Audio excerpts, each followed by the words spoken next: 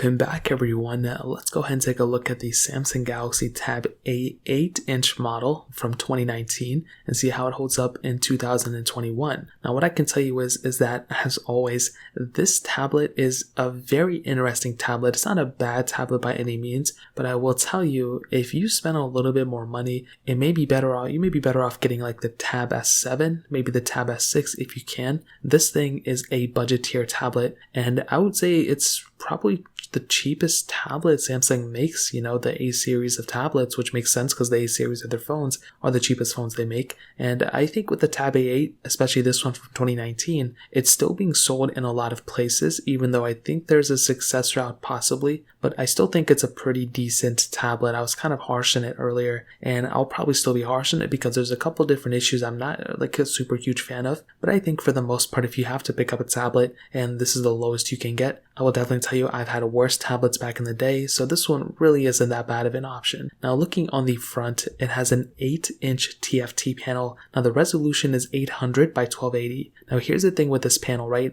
I don't think it's that good of a panel. It's probably one of its worst, assets. It's really annoying. Is it horrible? I don't know if it's horrible.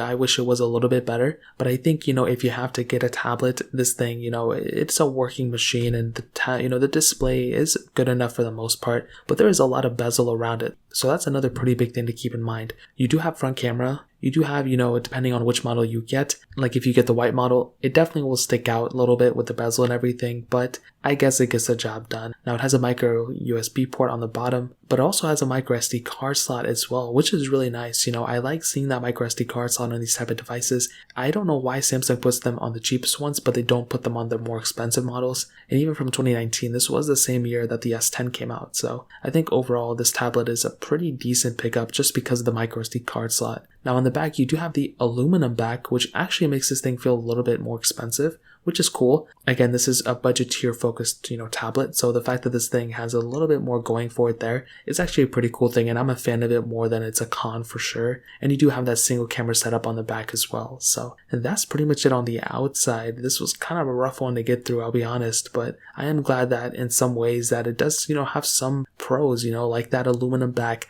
like a, panel without, having a home button or anything, which is cool seeing it on like a price tablet like this. Now the cameras on the other hand really aren't that great. You have an 8 megapixel camera on the back and you have a 2 megapixel camera on the front. Now for sure, this is definitely not the main tablet I would recommend picking up just for the camera, but if you need to have a tablet that needs to, work in some ways in terms of a camera standpoint, then you have some capability here. The UI though of the camera is actually pretty decent, and that's the one area where I'm kind of like looking into where it's kind of cool. But again, with that 2 megapixel front facing camera, it definitely isn't the best camera I've ever seen, so that's another pretty big thing to keep in mind as well. So camera wise, you're definitely kind of stuck in some areas where it's like, it's definitely not the best camera in the world, and like I mentioned, it is probably more of a con than it is a pro for a lot of people, so keep that in mind. But I think for everyone else, I think it'll get the job done, and I think you'll probably be okay when it comes down to it. So in terms of the camera standpoint, that covers it up there. Now hitting on the software standpoint, that's another little area where, the specific, it's pretty much outdated in some ways. It started off with Android 9, it went up to Android 10, and that's where I had it on my tablet. I don't know if it got even past that. From what I know, it doesn't look like it. But again, that's another little thing about these specific tablets where you pick them up and they're pretty much already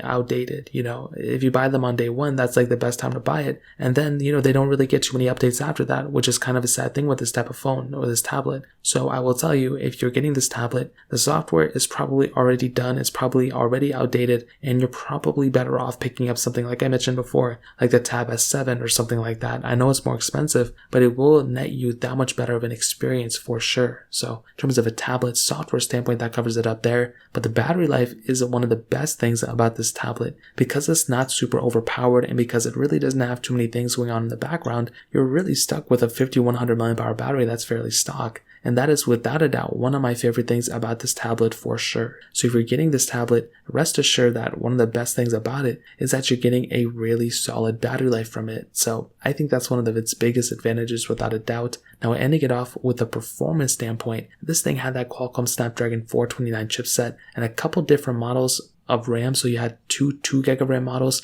and you had a top tier 3 gig of RAM model. And I think overall, like I mentioned before, this specific thing when it comes down to a performance standpoint isn't really that great, but it, I don't know, like because of that price tag, that's what definitely changes the perspective on these things.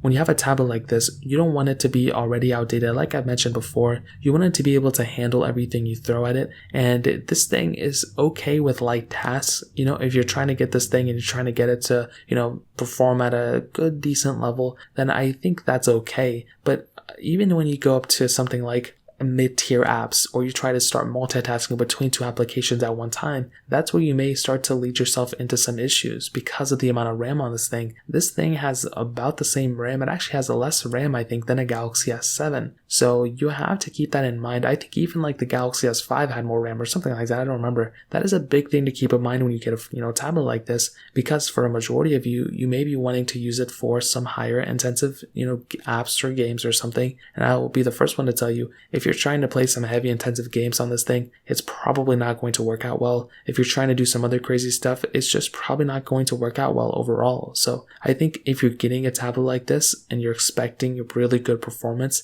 I hate to tell you, but I don't think that's going to happen here. If you're trying to like edit videos and all that stuff, that's also probably not going to happen here either. So those are some big things to keep in mind, like I mentioned, and that covers it up in terms of a performance standpoint. Now, I guess to kind of sum up this video and to answer the question, is this thing still worth it in 2021? Well, this is what I'll tell you, I think this tablet is worth it in some areas. I don't think it's a horrible deal. I don't think it's like a horrible tablet. I've definitely had tablets that are worse than this for sure in my personal life, but there are some areas where, this tablet just really isn't that great in, and that is probably one of those things to keep in mind. In this specific tablet phase, I just think getting something like the Galaxy S7 is worth that extra money. Getting a used Galaxy S7 getting a used Galaxy Tab S7 is worth the extra money in some ways. So like I mentioned, that's a big thing to keep in mind. Other than that though, you still have things like, a decent build quality for that price, which is pretty interesting. You got an okay display, which is alright, and some other, pros and cons here and there, like I mentioned. So that pretty much covers it. If I were you, I would recommend getting the Tab S7. I would recommend getting a Tab S6 or S5, whichever ones they make. And those are probably the best things you can think of. I think if you're trying to get something else, that may be a better choice. But I think for this tablet, for what it was at that time, I don't think it's a bad idea. And I'm not even upset that they made it, but there are some better options out there. And those are pretty much the biggest things to keep in mind. So that pretty much covers it up for the most part. If you guys have any other questions or anything, let me know in the comment section below. Hit the like button, that would mean so much, but definitely hit that subscribe button. More importantly than everything else, I love every single one of you guys. Hopefully I'll catch you guys in the next video. Peace out till then.